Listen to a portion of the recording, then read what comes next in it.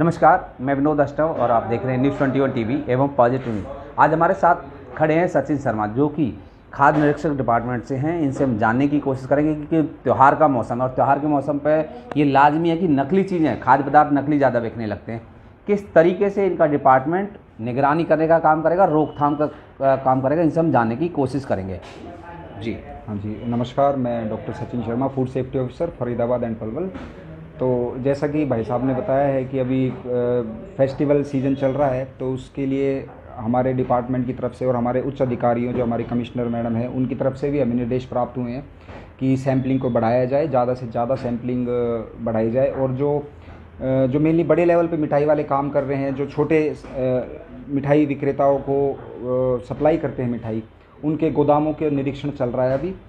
और जहाँ जहाँ जिस तरह का भी सामान हमें मिलता है उसकी सैम्पलिंग की जाती है। एक सवाल ये है कि जैसे मान लीजिए किसी दुकान पर आप पहुँचे और वहाँ से आपने सैंपल उठाया, अब वो सैंपल जैसे ही आप उठा लेते हैं, क्या उसी दौरान जब सैंपल उठाएंगे उसके बाद से वो मिठाई बंद कर देगा बेचना, उस मिठाई को जिसका सैंपल लिया आपने, या इंतज़ार करना पड़ेगा दर्शकों को, ग्राहकों को या उस दुकानदार को कि जब तक सैंपल का रिजल्ट ना आए?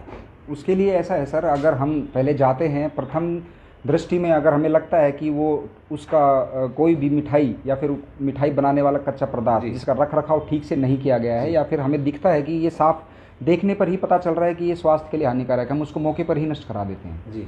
और जिसका रख रखाव काफ़ी अच्छे तरीके से किया हुआ है और प्रथम दृष्टि में हमें ये महसूस होता है कि हाँ, ये इतना ठीक, मतलब सही है, ये इससे कोई नुकसान नहीं है, उसका हम सैंपल ले लेते हैं।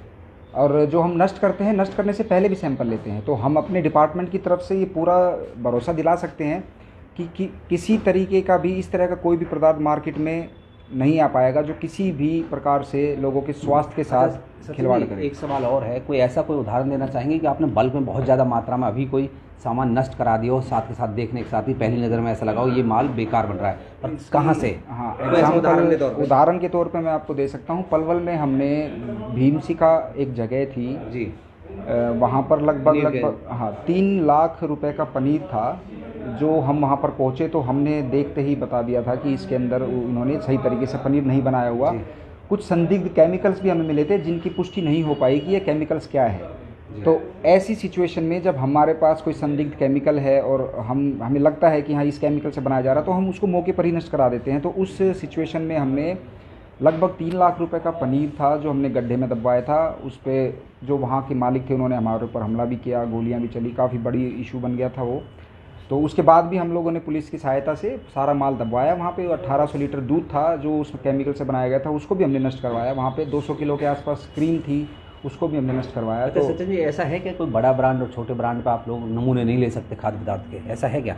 छोटे से छोटे पे भी जा सकते हैं, बड़े से बड़े पर भी जा सकते हैं? जैसे कि मैं बड़े ब्रांड बहुत सारे हो गए, नाम नहीं लेना चाहता किसी का, क्या उन ब्रांडों पर भी आप ले सकते हैं? नहीं, बिल्कुल। अब उसमें थोड़ी सी प्रॉब्लम आजकल अभी हमारे को नए निर्देश प्राप्त हुए हैं। जो सेंट्रली लाइसेंस यूनिट हैं जी, 3 तरह के रजिस्ट्रेशन हमारा डिपार्टमेंट देता है। एक रजिस्ट्रेशन है, एक स्टेट लाइसेंस, एक सेंट्रल लाइसेंस। ठीक है। तो अभी हमें हाल ही में निर्देश प्राप्त हुए हैं, जो सेंट्रल लाइसेंस यूनिट हैं वो सेंट्रल एफएसओज उनके लिए डिप्लॉय किए गए। जैसे कि सेंट्रल के तौर पे कोई एक नाम उदाहरण, फॉर एग्जांपल हल्दीराम कह सकते हैं? हल्दीराम नहीं, जैसे कि अब मैं यहाँ पे मैकडी नहीं, ये सब स्टेट लाइसेंस के अंदर आते हैं। ये यहाँ पे ना पान मसाला बनाने की एक फैक्ट्री है जी, NIT इंडस्ट्रियल एरिया में। ठीक है।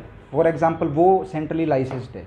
जैसे कि मान लीजिए हल्दीराम है सपोज करिए, तो क्या इस पर इसके नमूने भी आप ले सकते हैं अगर चाहेंगे? हल्दीराम के हम परमिशन है? बिल्कुल, हल्दीराम की परमिशन है और हम समय समय पर हल्दीराम, आप हमारे रिकॉर्ड चेक करेंगे तो मैं एक उदाहरण के तौर पे कह रहा हूँ, मैं ये नहीं कहता हल्दीराम का माल बेकार है, मैं सिर्फ उदाहरण के तौर पे कह रहा हूँ। उदाहरण हम उनके सबके, हमारे लिए सब बराबर है, छोटे से छोटा, बड़े से छोटा, बड़े से बड़ा। अगर छोटे से छोटा, अगर आप ये सोच रहे हो कि गरीब है, छोटा है, गलत काम कर सकता, तो ये बिल्कुल भी एक्सेप्टेबल नहीं है। बड़ा भी नहीं कर सकता। अच्छा, कोई उदाहरण, कोई आपसे शिकायत करना चाहे तो क्या आप उसका नाम उजागर करते हैं? नंबर एक तो ये बात, ये गोपनीय। दूसरा, कोई ऐसा नंबर जारी करना चाहेंगे कि आपको संपर्क करे और आपके पास शिकायत भेजे? हाँ जी, हमारा डिपार्टमेंट BK हॉस्पिटल फरीदाबाद में है और शिकायत के लिए तो मेरा जो नंबर है वो हमारी वेबसाइट पर भी अवेलेबल है। हमारी जो FSSAI की वेबसाइट है उसमें नो योर ऑफिसर के नाम से उसमें मेरा नाम और नंबर और मेल आईडी सब कुछ वहाँ पे अवेलेबल है। आप हमें किसी भी तरीके से शिकायत कर सकते हैं, मेल पे भी कर सकते हैं, पर्सनली ऑफिस में आके भी हमें शिकायत दे सकते हैं, सभी शिकायतों पर कार्रवाई की जाएगी।